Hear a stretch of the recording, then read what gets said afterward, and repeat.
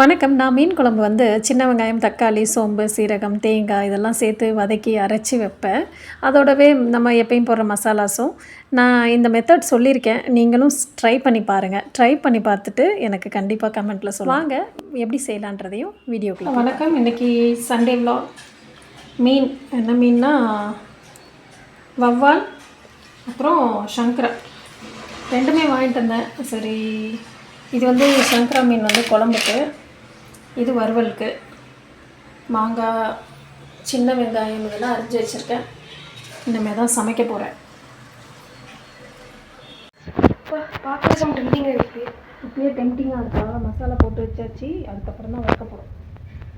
என்னென்ன இதில் கொஞ்சம் மிளகு, கொஞ்சமாக சீரகம், சோம்பு, வரமிளகாய், ஒரு 2 சில்லு தேங்காய், அப்புறம் சின்ன வெங்காயம், கொஞ்சமாக ஒரு 2 தக்காளி போட்டு வதக்குறேன்.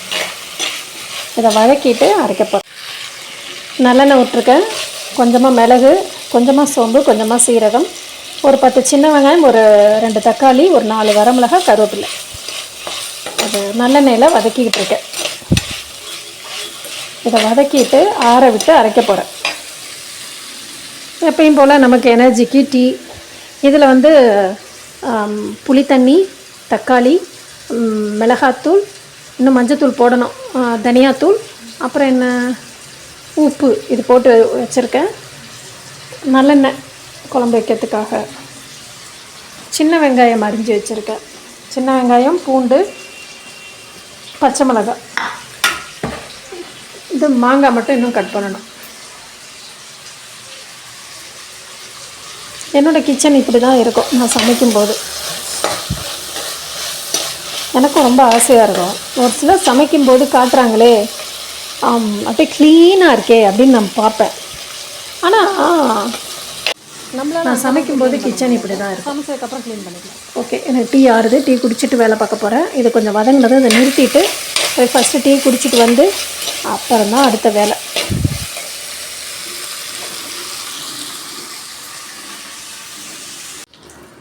அந்த கொஞ்சம் வதக்கினேன் இல்லைங்களா, வதக்கினதை எடுத்து ஒரு தட்டில் வச்சுட்டு நல்லெண்ணெய் ஊற்றிருக்கேன். கொஞ்சம் கடுகு போட்டு வெடிக்க விட்டுட்டு வெந்தயம் போட்டிருக்கேன். இந்த வதக்கினதுக்கு போட்ட மிளகெல்லாம் கூட இருக்குது, பரவாயில்ல, ஒன்றும் இல்லை.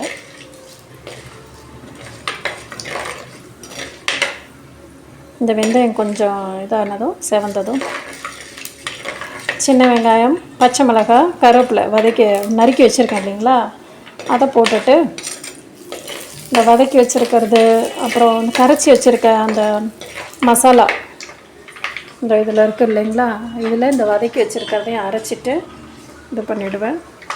வதக்கி வச்சுருக்கதை எடுத்து ஒரு ஓரமாக வச்சுருக்கேன். இது இதில் போட போகிறேன். ஓகே, வெடிக்க ஆரம்பிச்சிருச்சு.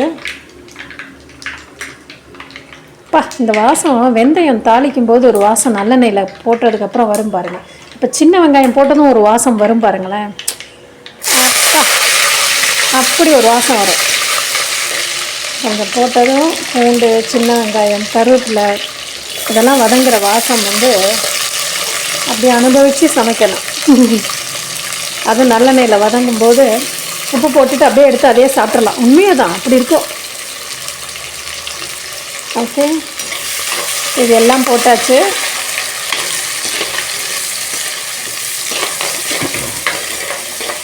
இதில் வதங்கிறதுக்காக கொஞ்சம் உப்பு போடலாம்.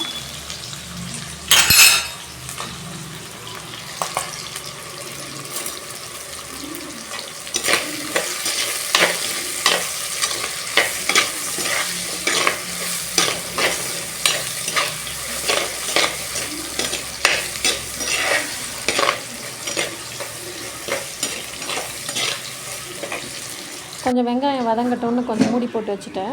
ஒரு 5 நிமிஷம் அப்படியே நல்லா வதங்க வச்சுட்டு பூண்டு, அந்த பச்சை மிளகாய், கருவேப்பிலைலாம் நல்லா வதங்கினதுக்கப்புறமா புளி, தக்காளி, உப்பு, மஞ்சள் தூள், அப்புறம் தனியாத்தூள் இதெல்லாம் போட்டு தண்ணியாக கலந்து வச்சுருந்தேன் இல்லைங்களா, அதில் அந்த வறுத்து வச்சுருந்தோம் பார்த்தீங்களா, அந்த ஒரு ட்ரிக் ஒன்று, நல்லா அரைச்சிட்டு குழம்புலாம் உப்பு காரம் கரெக்டாக இருக்குது அப்படின்னா கொதி வந்து நடுவில் வரும். இந்த வெங்காயம் வதங்கி நீங்கள் வேணால் செக் பண்ணி பாருங்கள். ஊற்றிட்டு கொதிக்கிறது வந்து உப்பு கரெக்டாக போட்டிருக்கோம் அப்படின்னா நடுவில் கொதிக்கும். அதனால் கரெக்டாக செக் பண்ணி பாருங்கள் டேஸ்ட்டு போட்டுட்டு. அதுக்கப்புறமா ஒரு ட்ரிக் ஒன்று, கொதிச்சு குழம்புல எல்லாம் உப்பு காரம் கரெக்டாக இருக்குது அப்படின்னா கொதி வந்து நடுவில் வரும். நீங்கள் வேணால் செக் பண்ணி பாருங்கள். மாங்காவும் கொதிக்கிறது வந்து உப்பு கரெக்டாக போட்டிருக்கோம் அப்படின்னா நடுவில் கொதிக்கும். போட்டேன். செக் பண்ணி பாருங்கள். டேஸ்ட் வாங்கினேன், நல்லா ஃப்ரெஷ்ஷாக நல்லா இருந்துச்சு. மீன் குழம்பு போட்டுட்டு ஒரு 2 நிமிஷம் மூடிட்டு திரும்ப மாங்காய் வந்து செங்கால் பதமாக இருந்தது குழம்பு. அதாவது பழுக்கிறதுக்கும் ஃபஸ்ட்டு இன்னும் கொஞ்சம் நேரம் 2 நாள் வச்சுருப்போம் இல்லையா, அதனால் திக்காக என்ன பண்ணிட்டேன், கொஞ்சம் மீன் நல்லா வெந்ததுக்கப்புறம் போட்டுக்கலாம்னு சொல்லி கெட்டிங் ரெடி. ஒரு மீனை போட்டுட்டு ஒரு 3 நிமிஷம் நல்லா மூடிட்டு 3-4 நிமிஷம் மீன் வறுவல் திரும்ப திறந்துட்டு இந்த மாங்காய்லாம் கட் பண்ணி போட்டு வச்சுட்டு மீன் குழம்பு மீன் வறுவலுக்கு போட்டு வச்சுருந்தோம்ல அதையும் வறுத்து மாங்காய்லாம் போட்டு செம்ம டேஸ்ட்டாக இருக்குது. இந்த மாதிரி வதக்கிட்டு அரைச்சிட்டு மீன் குழம்பும் ரொம்ப மீன் வறுவலும் ரசம் வைக்க போகிறேன். நீங்கள் தான் நீங்கள் சேர்த்துக்கோங்க. ஸோ இன்றைக்கி லஞ்ச் மெனு மீன் குழம்பு, மீன் வறுவல், ரசம். பாருங்கள், அப்படி ஒரு யம்மி டேஸ்ட்டு, வாசம் அவ்வளோ நல்லாயிருக்கும். மீனும் வந்து நல்லா வறுத்து எடுத்தாச்சு. மீன் மசாலாலாம் கூட நெக்ஸ்ட் டைம் வாங்கப்பா விலாகில் போடுறேன். இந்த விலாக் உங்களுக்கு யூஸ்ஃபுல்லாக இருக்கும். இந்த வர